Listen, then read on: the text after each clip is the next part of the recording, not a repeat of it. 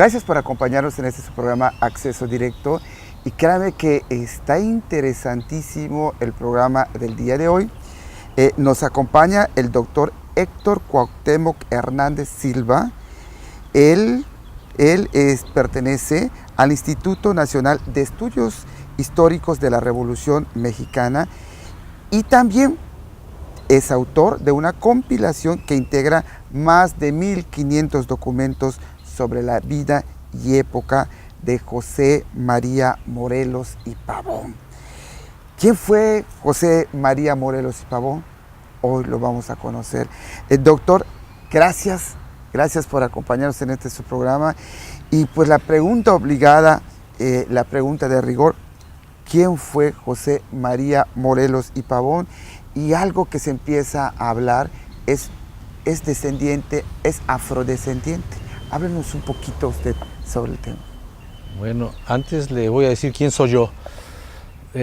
Yo en realidad trabajo como profesor investigador en la Universidad Autónoma Metropolitana, Unidad Azcapotzalco, y sí he colaborado largos años con el Instituto Nacional de Estudios Históricos de las Revoluciones de México y hemos sacado varias publicaciones, ¿no? De ahí precisamente el nexo que tenemos con ellos.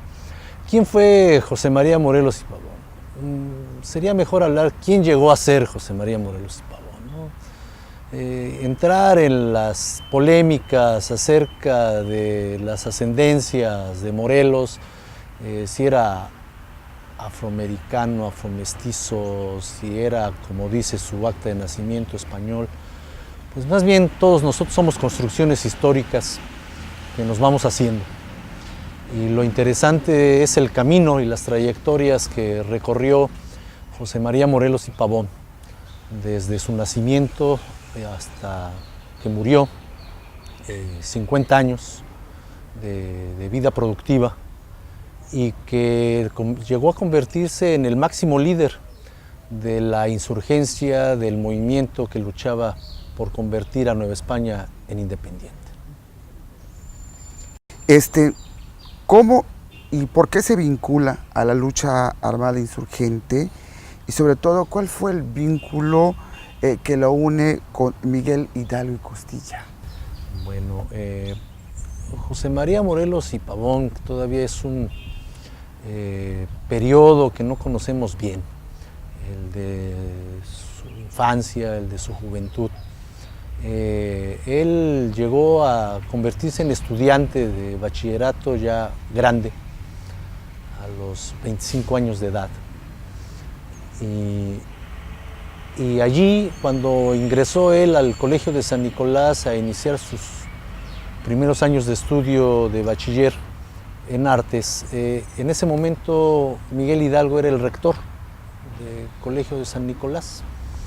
Y por supuesto con un prestigio muy grande que tenía intelectual como académico y que ha de ver, por supuesto, que tenido influencia en el actuar de José María Morelos y que la figura tan importante del cura Hidalgo se haya quedado en él, porque en realidad fueron 2 años los que estuvo José María Morelos en el Colegio de San Nicolás.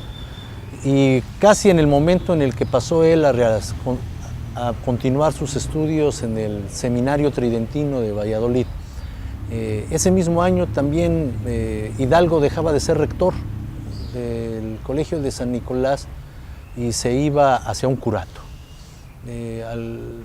Ernesto Lemoine dice que de alguna manera influyó en esta decisión, que había llegado Manuel Abad y Queipo, y que ensombrecido por la figura de Miguel Hidalgo lo que hizo fue ponerle trabas y mandarlo lejos de Valladolid para que él llegara a convertirse en la gran figura eclesiástica de Valladolid, ya alejado Miguel Hidalgo de allí, ¿no? Pero fue tan grande la influencia y la personalidad de Miguel Hidalgo que cuando Morelos se entera de que se ha desatado la lucha por la independencia y sabe que Miguel Hidalgo es quien la encabeza, inmediatamente deja su curato y se va a presentar a Miguel Hidalgo para ofrecerse como capellán de su ejército, pero en las pláticas que tuvieron, etcétera, le encomendó otras tareas. ¿Qué tareas le encomendó? Y aquí estamos descubriendo que él se anexa, no formó parte de los que lo planearon, ¿no? No formaba parte del grupo conspirador de Querétaro, ni tampoco formó parte del grupo conspirador de Valladolid de 1811, aunque por ahí se inventaron documentos en los que se hablaba que sí estaba en nexos con ellos, etcétera, y de hablada se dice que sí supo acerca del movimiento de los obesos en 1811, pero en realidad no se tiene documentación fidedigna que pudiera hablar de eso. Pero la pronta reacción que tiene José María Morelos para trasladarse a localizar a las Fuerzas Armadas de Miguel Hidalgo, pues hablan de que pues, también en él existía de sus tiempos de estudiante en Valladolid y por supuesto de su práctica religiosa como cura posterior a esos años académicos, pues había una idea de que se tenía que hacer la independencia. No le llegó un rayo ni nada, sino es un proceso de conocimiento y es un proceso de reflexión que venía de sus años de estudiante y que se hizo mucho más grande al tener mayor contacto, aunque siempre lo tuvo. Él en sus años de juventud fue trabajador en una hacienda como cura, ¿no? Nos vamos a un corte comercial y regresamos y vamos a platicar sobre José María Morelos y Pavón. ¿Quién es?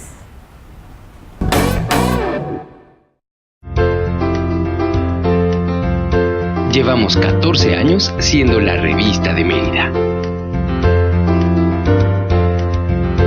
Siempre original, puntual e interesante, Zona Luz.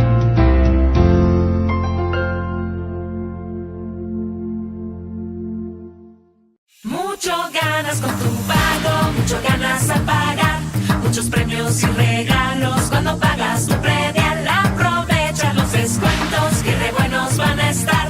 Aprovecha bien tu dinero, que en enero estamos ya. Tu predial te hace ganar, no lo dejes de pagar. Bien lo vale tu ciudad. Ya me voy. Vaya, hija, que te vaya bien. Oye, a ver, espérate. A ver, ven acá. Estás súper estreñida, hija. ¿Cuántas veces te he dicho que tienes que tomar más agua y comer más fibra, eh? No vivas engañado, busca la verdad. Gracias por acompañarnos en este programa Acceso Directo y estamos platicando con el doctor Héctor Cuauhtémoc Hernández Silva. Actualmente es profesor en la Universidad Autónoma Metropolitana. Él es todo un doctor en ciencias sociales y estudioso de la vida y obra de José María Morelos y Pavón, que por cierto hoy, 22 de diciembre, se cumplen 200 años de la muerte de José María Morelos y Pavón, por cierto, a las 3 de la tarde, ¿no, doctor? Así es, lo trasladaron muy temprano de la Ciudad de México para Ecatepec, precisamente temiendo el virrey Calleja de que pudiera haber algún alboroto en la ciudad al conocerse del fusilamiento de Morelos, y de manera sigilosa salieron en la madrugada, hicieron una terminal en la villa de Guadalupe y según se cuenta Morelos quería ir a ver la imagen para despedirse de la guadalupana y no lo dejaron y de allí lo trasladaron a San Cristóbal de Ecatepec para esperar el momento de su fusilamiento. Interesante. Háblanos de ese Morelos, usted nos hablaba de ese Morelos adolescente, de ese Morelos. ¿Qué no sabemos de Morelos? Hay tantas cosas que no se saben del doctor, y usted sí sabe.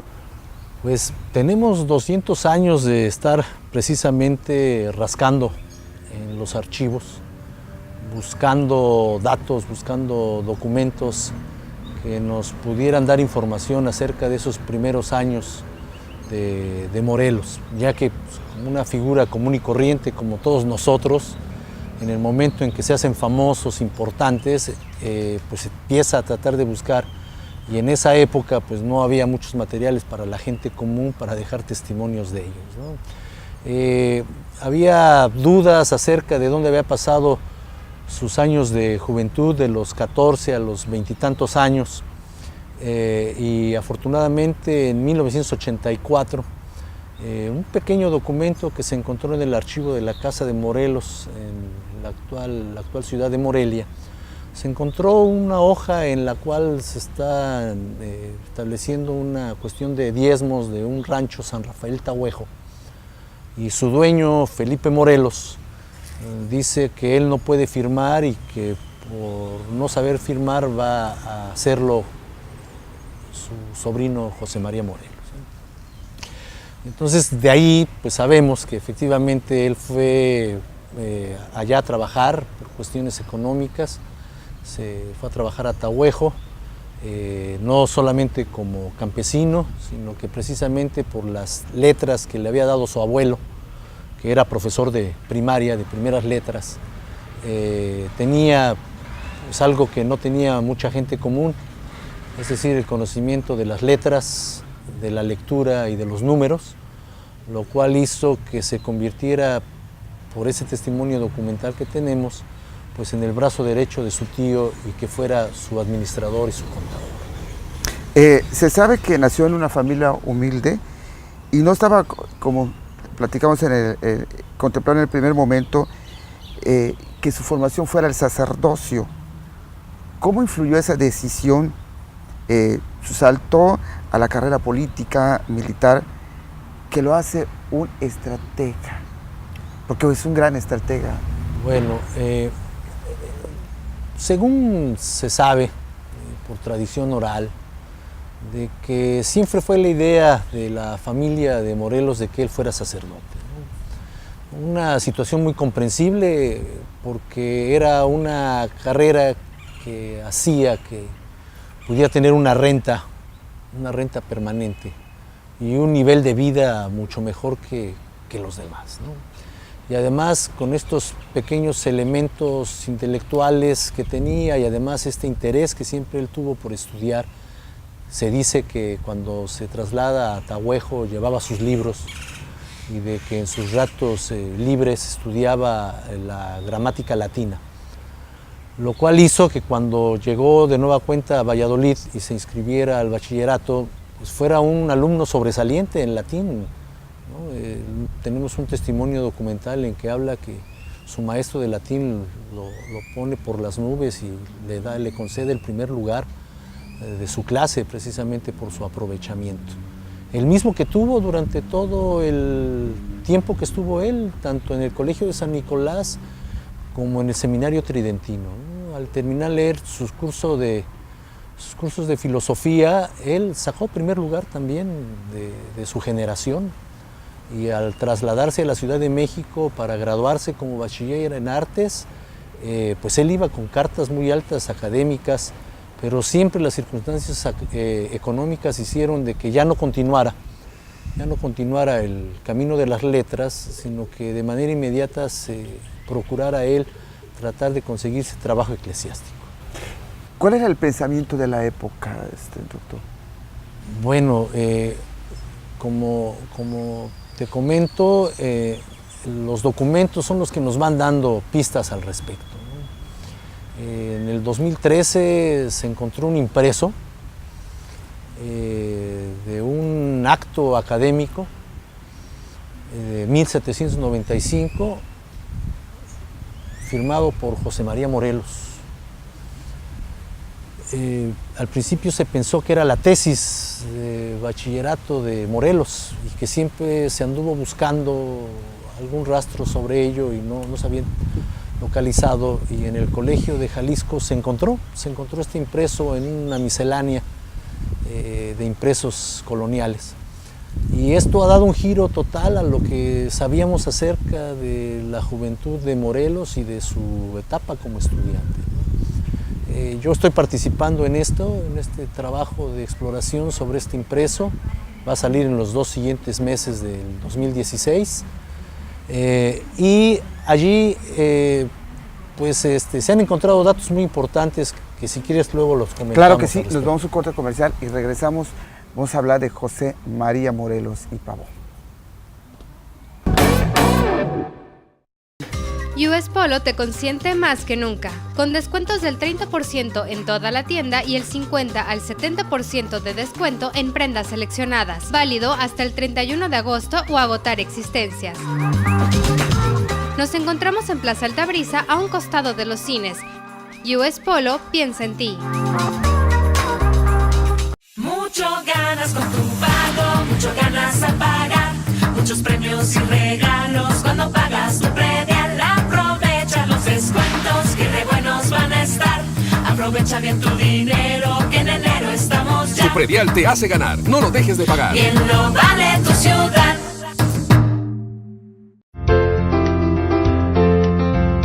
Llevamos 14 años siendo la revista de Mérida.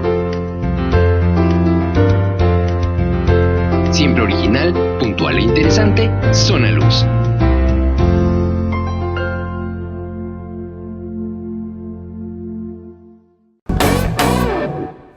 Gracias por acompañarnos en este su programa Acceso Directo. Estamos platicando con el doctor Héctor Cuauhtémoc Hernández Silva. Pues es todo un estudioso sobre la vida y obra de José María Morelos y Pavón. El doctor actualmente imparte la cátedra en la Universidad Autónoma Metropolitana y nos estaba platicando los nuevos descubrimientos que hay, ¿verdad?, sobre qué es lo que realizó José María Morelos y Pavón. Nos está dando muchas primicias. Doctor, ¿cuál es esa información? Bueno, como te comentaba, en 1795 José María Morelos termina sus estudios de filosofía, con los cuales podía graduarse como bachiller en artes. Lo hace obteniendo un primer lugar en su clase al respecto, y él, junto con otros estudiantes de Valladolid, se trasladan a la Ciudad de México para presentar el examen correspondiente en la Real y Pontificia Universidad de México y obtener de manera oficial su grado de bachiller. Es muy interesante ese momento de 1795 porque están sucediendo cosas importantes en la Ciudad de México. A fines del año anterior, 1794, Fray Servando Teresa de Mier había dado su alocución en la villa de Guadalupe, hablando de que la guadalupana era Tonatzin y de que el credo católico había sido desarrollado mucho antes de la llegada de los españoles y de que Santo Tomás era Quetzalcóatl. Entonces te puedes imaginar el revuelo que provocó el 12 de diciembre de 1794, lo cual hizo pues, que lo tomaran preso, y de que precisamente en los días en los que José María Morelos llegaba a la Ciudad de México, días antes Fray Servando salía hacia España desterrado por lo que había dicho. Por supuesto que él, en el mundo eclesiástico en el que se movió, aquí en la Ciudad de México, supo de ello, supo de este vínculo que existía entre la guadalupana y la cuestión prehispánica, y que también se lo volvió a encontrar en los patios de la universidad donde fue a hacer su grado, porque también hay que recordar que 5 años antes, en 1790, al momento de estar alineando las calles de nuestro actual Zócalo, de la Plaza Mayor de la Ciudad de México en aquel entonces, se encontraron las esculturas del Acuatlicue, del calendario azteca y de la piedra de Tizoc, y que provocaron un revuelo muy grande por ello, ¿no? Se dice que incluso ante la figura del Acuatlicue, los indígenas iban y de manera secreta la veneraban y le dejaban ofrendas, lo que hizo que el gobierno virreinal la quitara, la volviera a esconder y la volviera a enterrar. Y la fue a enterrar precisamente al patio de la universidad. Ahí en el patio principal de la Universidad Pontificia fue enterrada la Acuatlicue de nueva cuenta, y por supuesto que Morelos la vio. Morelos vio el lugar donde estaba la Acuatlicue y todo esto lo vinculaba, ¿no? Entonces podemos ver que había cosas muy interesantes, y lo más interesante es que se dio el tiempo para ir a la calle actual de Isabel la Católica, donde estaba uno de los más importantes impresores, y llevar a imprimir su acto público que había desarrollado él en el convento de la Merced, en Valladolid, por el cual él había sacado su primer lugar. ¿Sí? Entonces este impreso que se acaba de encontrar de José María Morelos no es su tesis de bachillerato, porque no había tesis en esa época, se hacía un interrogatorio oral al respecto, sino más bien él quiso dejar impreso el gran acto filosófico que había desarrollado allá, por el que se le había dado el primer lugar. Es interesante, fue muy cercano, pues ahora sí, a lo que se estaba viendo, a la desaparición de una cultura y la imposición de otra. Pues más bien a la reaparición de una cultura, ¿no? A la reaparición del mundo prehispánico, que incluso el doctor Matus Moctezuma, que ha sido un estudioso muy grande de los hallazgos que se han dado en el Templo Mayor en el siglo XX, él dice que se puede poner incluso el año de 1790 como el inicio de la arqueología moderna mexicana. 1790, cuando encuentran al Acuatlicue, cuando encuentran el calendario azteca, cuando encuentran la piedra de Tizoc, porque incluso de la metrópoli imperial de España se llegó la orden de que se conservaran, se preservaran esos monumentos y que se empezara un estudio acerca de ellos. O sea, dieron el permiso. Así es. Así es, así es. Y entonces empieza, y en esa época, pues también Alzate, Antonio Alzate, que ya había estudiado las ruinas de Xochicalco, etcétera. Entonces viene un renacer del mundo prehispánico. Que ¿Hubo preocupación en la Iglesia Católica del momento? Pues sí, tan grande fue que se enterró a la Acuatlicue, ¿no? Fue orden de la jerarquía eclesiástica novohispana que se volviera a hacer, porque empezaban los indios de nueva cuenta a hacer sus ofrendas y sus procesiones a sus antiguos dioses. ¿Esto lo comprendía Morelos? Yo creo que sí, por supuesto, porque pues, él también viene de un espacio mesoamericano, que es el espacio de Tarasco, el espacio michoacano, en donde las persistencias de las prácticas religiosas prehispánicas se fusionaron con las católicas, y todavía lo podemos ver en la actualidad, en las festividades de Pátzcuaro, en las festividades de muchas cosas, la Semana Santa en Tzintzuntzan, etcétera, etcétera, cómo convive en el mundo prehispánico y el mundo católico. Por supuesto que lo conocía muy bien Morelos, y más como cura, donde interactuaba con los pueblos indios de Michoacán a finales de la época colonial. O sea que un sacerdote comprometido con los pueblos indígenas es peligroso. Sí, y además un sacerdote ilustrado como él, porque lo que nos hace ver este impreso es de que mucho se hablaba de Morelos como estratega, y se hablaba siempre del hidalgo ilustrado, del hidalgo intelectual, pero a Morelos no se le ponía en ese nivel. Pero si uno revisa el texto del acto público de 1795, uno ve que Morelos estaba empapado del mundo ilustrado. Gracias por acompañarnos en este programa y hablar de José María Morelos y Pavón.